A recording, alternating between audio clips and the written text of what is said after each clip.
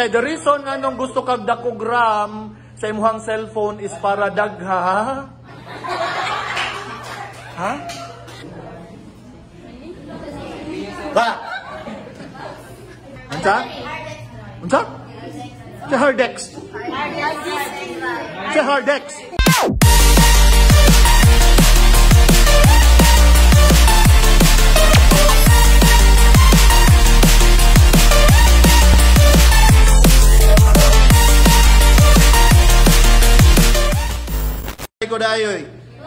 Okay, mayong buntag, grade 11, Humes 3. Hala, nagmayong buntag ko niya, way nitubag. Okay, so we are going to play the guessing game of the computer parts.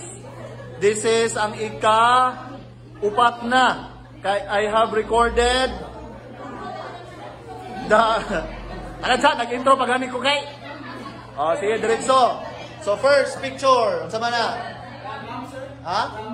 Complete. Oh, to. Ha? Oh. Agad. Yes. Ha? No? No? Oh, RAM. Yes. Magkagika na. So, kasi gahatag sa answer. So, unsa man na ron? Tunga mo sa 20. Okay, correct. That is RAM. Random access memory. Now, fact. Where are you hearing the word RAM? Sa unsa pa nga mga butang nga manggawas ang word nga RAM? Sa cellphone nga numan. Unsay naa sa cellphone nga RAM? So di ba? Unsa to? Wala. So unsay pagmamalit mo og cellphone, unsay inyong kinahanglan sa inyong cellphone, di ba? Gusto mo og dakog RAM. Okay. Aside sa storage. Di ba gusto mo og dako sa RAM? Why? Why? Ha? Atong iklaro ang inyohang mga pangunahuna kung unsa. Nganong manginahanglan mo sa inyong cellphone og dako nga RAM? Answer one at a time.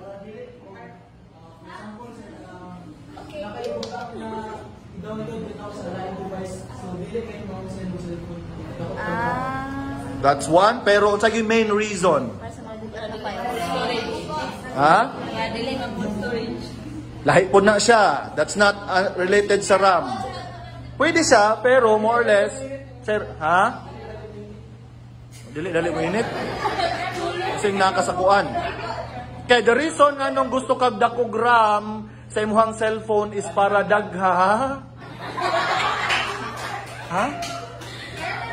Unsa? Oh. Unsa? Para daghan kag ma-open nga apps. Kay kung ang imuhang cellphone is gamay ra RAM, when you open daghan nga app like TikTok, like Instagram, like Facebook, if you open a lot of RAM, ang mahigit babantayan nimo sa imong cellphone is muhinay na mulag. Nanong nilag man eh? Tungod kay gamay ra siya RAM. Okay? Same goes with computers. If your computer has a small amount of RAM, gagmay ra imong ma-open. Maybe Microsoft Word, Excel, pag mag-open kag Photoshop, oy, hinay na kay mo lihok imong mouse kay gamay ra siya og RAM. Okay? And with that, you may 20 pesos ka. O, claim your 20 pesos. Why mo claim? Kuhanin. Di. Isa ngalan ni mo? O, diri na. Ikaw may ni-answer.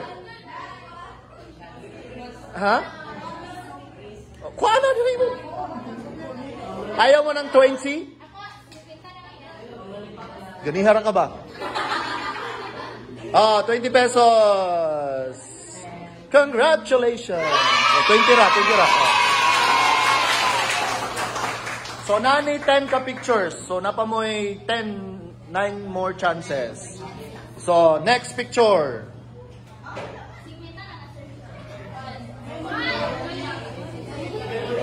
Ha? Manata. Mau na ko ganihan.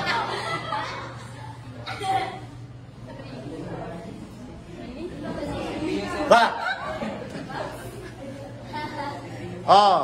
Unsa na siya nga computer parts? HDD. Mo man na siya ka holding hands while walking. HDD.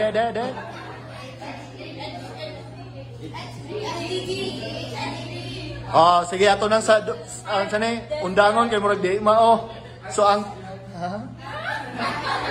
dili. So ang kani nga part, ang tawag ana is CPU. Nagpataas ka kamot. Pataas kamot. So ang tawag anang computer part is your CPU, your Central Processing Unit. Number 3.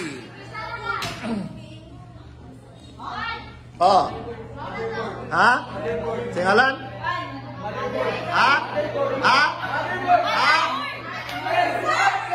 Okay. Correct. Motherboard. 20. Ikaw kuha. Congratulations. So, motherboard. So, ang motherboard is ang butanganan sa mga computer parts nimo. Like, ang imuhang CPU are placed anang nakaputi. Kana. Dira, gibutang ang CPU. Ang katong RAM, ibutang diri. Diya. So, manay mga butanganan sa mga computer parts. Ang motherboard. Ika-upat nga picture.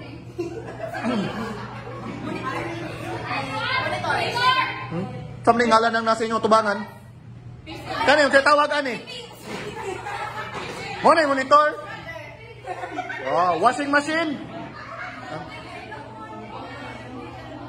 Wala? Kumplito ha.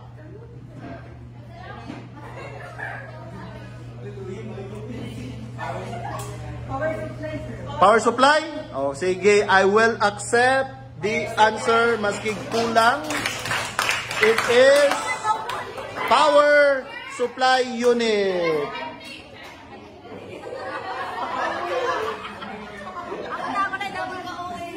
So, 20. So, power supply unit, mo na ang, kung katanaw mo sa likod, that is part of mag-convert. Okay, mo na source sa kuryente sa imuhang computer. Ikalima. Monitor. Huh? Narasa tubangan ninyo ang monitor. Ha? Singalan. Ha? PC. Ha? Mo man siyang gamiton sa baka. PC. Kana siya nga device mo nang nasa ilalom sa inyuhang lamisa. Unsay ngalan ana? Kay kasagara ra ba inyong itawag ana kay CPU? Di ba? CPU may kasagara pero dili na CPU. Sa to? Ha? Mamtag mo adtog. Singalan? Brad. Rice. Okay, good. Ang tawag, ang correct term is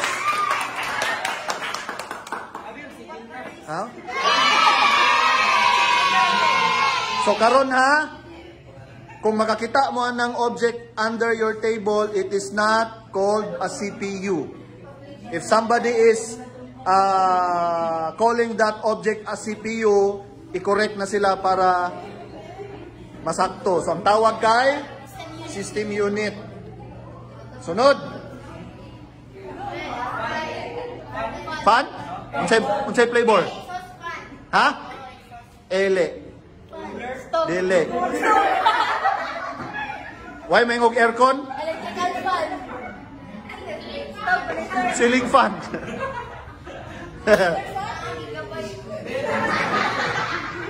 Gigabyte browser na. Oh, ang brand. Ha? Ha? Dili. Electric fan. Ha? That's the other term, pero unsay correct term? But I will accept the answer. So ang iyahang correct term is graphics processing unit. But we also call it as a video card. Okay, sige, 20 na naman. Come on. Nasa 50 na. Ha? Pigsiliwan pa maguna. So, unsay gamit ana? Ang gamit ana na component is money reason nganong naamoy makita sa inyong monitor. Kaya without your video card or graphics processing unit, kanang mga monitor nga nasa inyong atubangan walay mo display. Kabantay mo anang mga gaming computers nga ang mga dula kay tsada na kay mura nag mga tao gyud ang gadula-dula sa sulod. Tungod kay high-end ang gigamit nga GPU or video card. Next.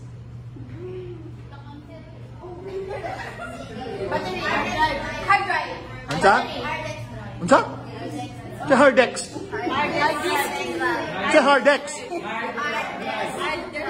Sige, bahalag na wrong pronunciation kay hard disk daw. It is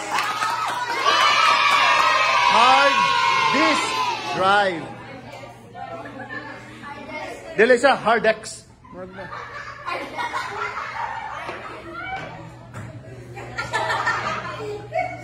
Lingawan niya eh. Okay. So, yan na ha. Tangan ko 20. Oh, magsinsilyo taron. Next. 9. Huh? Ha? Ha? Si Xerox. Ha? Ha? LCD? Dili. Saban? Si Nokia. Saan nga computer parts? Ha? Sa? Sa tingin mo? Pusga! Okay, very good. Scanner. Saan gamit? Saan gamit sa scanner? Scan. So, kung nakay himoong digital picture, nakay picture, printed, then gusto nimo ibutang sa computer. Di ba, bati man sa picturean? O, ibutang nimo scanner para mabutang siya og computer. Or, mga documents ninyo, i-scan. Mo na siyang gamit. Scanner. Okay. So, last. Kung manatag hard, nag-ingon na kayo siyang hard disk. Ha? Correct term. Kay kana siya, pwede siya sudlag DVD disc, pwede po CD disc. Pero di siya pwede matawag DVD disc. Or, kay pwede, huh? Nakakita lang ganig DVD.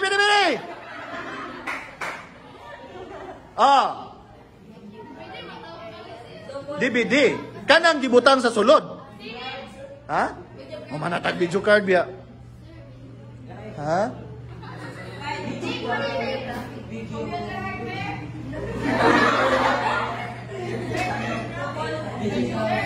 Digital, video, imar man ang istorya ang DVD ay. Wala. Ang ngalan na ng tibuok, dili lang ka ng disk ha, ka ng tibuok ng ngalan. Sige na, kagbalik-balik ang monitor mo na nang sa tubangan. So, ang ngalan, dalion na lang nato, ang ngalan kay optical drive. Kaya again, pwede sudlag DVD disc pwede sudlan og CD. So di siya pwede matawag as DVD kaya pwede man masudlan. So mo na ang most common parts of a computer system and their pangalan. So that's it for this episode sa tuang guessing game. Daghang salamat for participating. Grade 11, Yums 3. Yay! See you on our next vlog. Bye-bye!